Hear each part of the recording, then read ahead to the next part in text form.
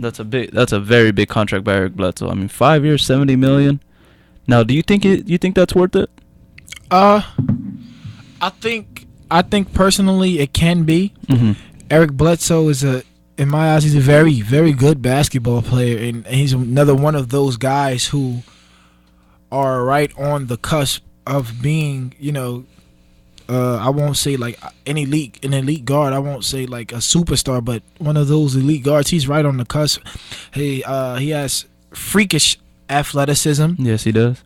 He can knock down open shots, and he gets to the basket and gets to the line at will. And actually, as the game starts to slow down for him, he'll become an even more effective player because he'll know, when to hit guys, when to take his shot. Because sometimes, every once in a while, not too often anymore, he can be a bit erratic. But that's because of his athleticism and knowing that he's so much faster than everyone else and he can jump higher than everyone else. You know what I mean? So when the game slows down for him, which I think is a learning process and it will happen, Eric Bledsoe is going to be a very, very good basketball player. No, yeah, definitely, and I agree with everything that you say. What sparked me was when he was playing with the Clippers, you couldn't wait until he got onto the floor. Couldn't wait. And sometimes they refer him as the little LeBron James. And even though he's a really good friends with LeBron James, I mean, he really does have the athletic ability and he has that bounce. And I remember one of the games when they were playing against the Heat where he blocked LeBron James. To block LeBron James, that takes some real bounce to get. It all depends on what context again, because everyone in the world who plays basketball or played basketball got their shot blocked, no matter how athletic. But I agree. I mean, just to show that he can go up there and compete with athletes like LeBron James, it says tons about his athleticism, and he's a very athletic player. Yeah, and now the Phoenix Suns, they fell short for the playoffs last year. Western Conference was a very big and very competitive conference. They were battled against Dallas Mavericks, and they were going back at it for the 8th spot. And now they did run short with the last few games left in the NBA season, and Dallas took the 8th spot. Yeah.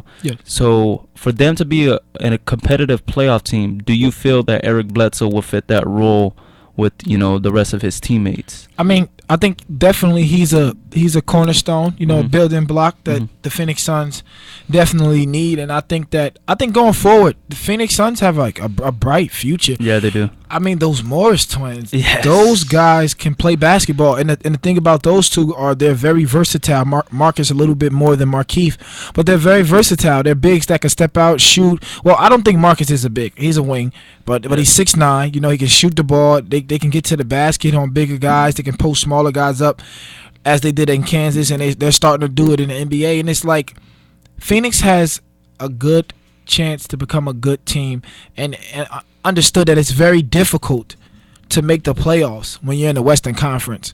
Yeah. It's very difficult to make the playoffs. Far more difficult than making the playoffs out of the Eastern Conference. And if Phoenix was an Eastern Conference team, we wouldn't even be having this conversation. They would be in the playoffs.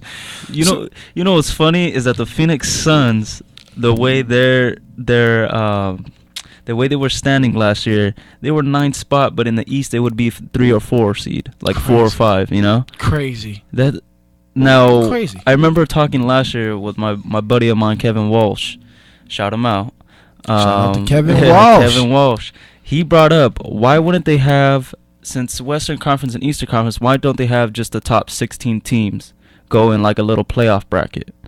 And the way I thought about that would be a good idea, because there's a lot of teams for the Western Conference that could have been in the playoffs if they were in the Eastern Conference. Yeah, which I agree, but I kind of hold up. We'll take. There we go.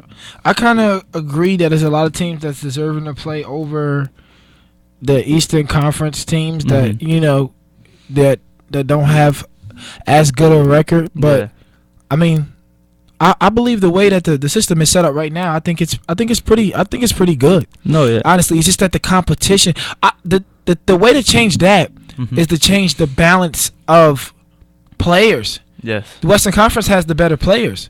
It's not even, and it's largely in part due to those franchises who have the money and have the they have the money and the marketability to get these big time players. Yeah. And it's a few teams over here that have that, and it's like on the Eastern Conference you have Chicago, you have New York. Yeah. But let's be honest, before LeBron James, nobody wanted to play in Cleveland. Yeah. So you know what I mean? It's like these big marquee players, they want to play. They want to play in these big cities. Yeah. They want to play in Houston. They want to play in Dallas. Yeah. They definitely want to play in LA. Yes. You want to be in California. The weather is so many components that make the Western Conference so much deeper and have more talent than the Eastern Conference. Yeah. So, and I'm excited for the Phoenix Suns, because now that they're able to rebuild since they lost, Steve Nash, Mark Stoudemire, Sean Marion. that was a pretty good team. Yeah, I really liked that team. Yeah, that team was very competitive. They made it to the Western Conference Finals 3 out of the 3 years out of Steve Nash's career with the Phoenix Suns, and just to see Eric Bledsoe and just the Morris twins, that they're going to be able to be a team that could be very competitive in the playoffs. Now, will they make it to the championship? As of not right now. Not right now. I don't think they have the ability to do that, but they will be there to be very competitive in the playoffs, and I'm really excited, and I believe Eric Bledsoe deserves that contract. Because there was a lot of debate going on, and I saw it on Instagram, on NBA's all Instagram, over social media. Social media, everybody's like, no, he's not that type of player. I don't like how the NBA system works because they choose their favorites. Allen Houston was a great player, a very. No, I won't even say great because personally, and this is my opinion, so you can take it or leave it. I don't think Allen Houston was worth $120 million. I don't think Allen Houston was worth that kind of money, but he got it. So I mean, you can't really. It's hard to judge whether a player's worth it, especially when he first signs the contract. And I mean, it's hard to judge. I mean, like he's deserving. I think he's deserving of it. It's players with close contracts to his that aren't near the player that he is. So, I mean, I think he deserves it. He's worked hard for it, and let the young guy get paid. Yeah. Well, let's think about Chris Bosh, 5-year, $118 million. That's a lot. Yeah, I mean, but Chris. Yeah, but Chris Bosh. I want to get to comparing Chris Bosh. Yeah, no, but I'm saying like they're on different levels. Chris Bosh is definitely a great player, and I believe for sure heading into the Hall of Fame. Yeah. Oh yeah, without a doubt, he's a great player.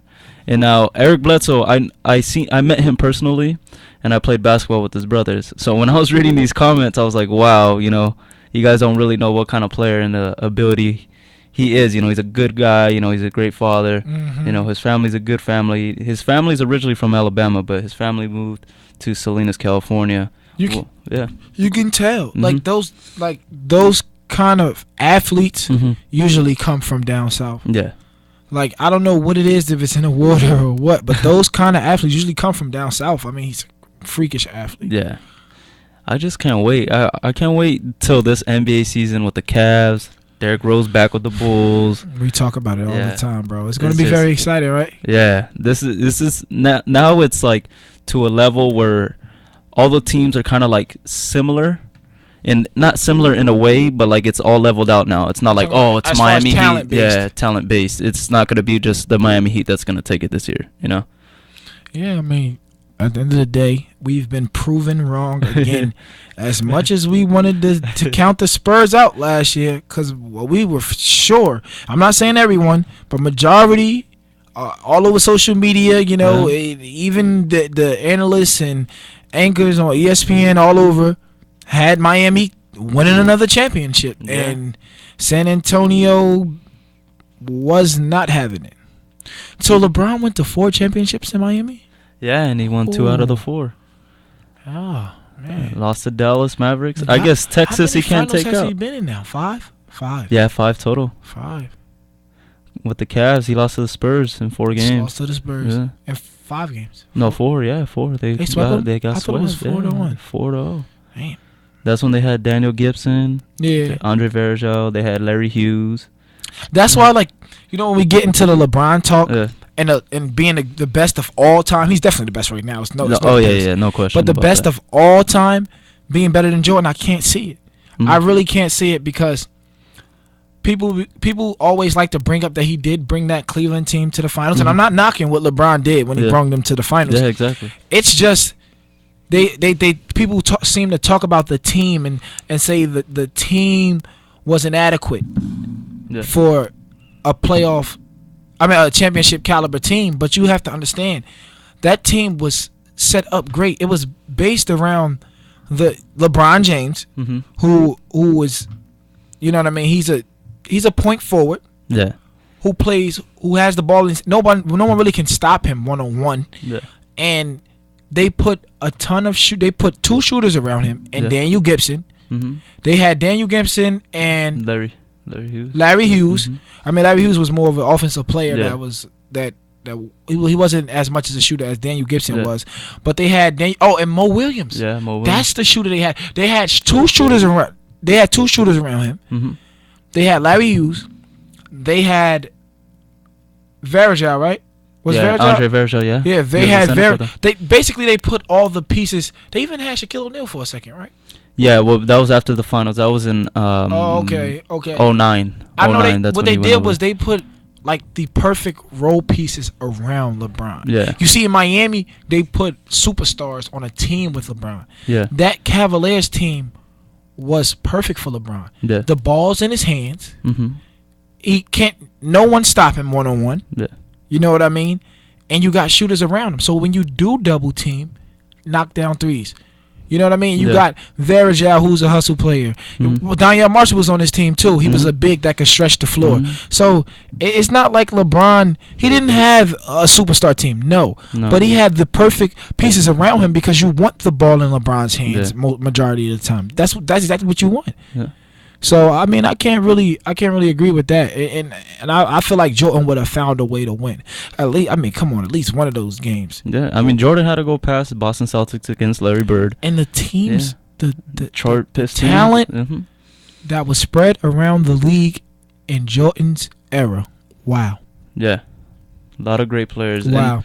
And now I believe LeBron James can get it done now because he has Kyrie Irving himself. Kevin Love. I mean, Kevin Love is just a rebound machine, good 3-point shooter.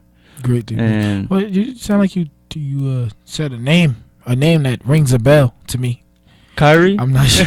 Kyrie. Oh, video game. Mr. Video Game himself, Kyrie Irving. Man, I can't praise the guy enough. I mean, he's so exciting to watch. Yeah. He can finish in traffic. We know he can finish in traffic. He's the best ball handler in the NBA. And personally, in my opinion, once again, the best point guard in the NBA. I mean, it's my opinion, guys, so don't go crazy. Don't go crazy. Best point guard in the NBA, though, in my opinion. I really, he does so much on the court. Yeah. Well, next we're going to go into break right now, but we're going to start talking about the Clippers and Chris Paul because this is another heavy topic.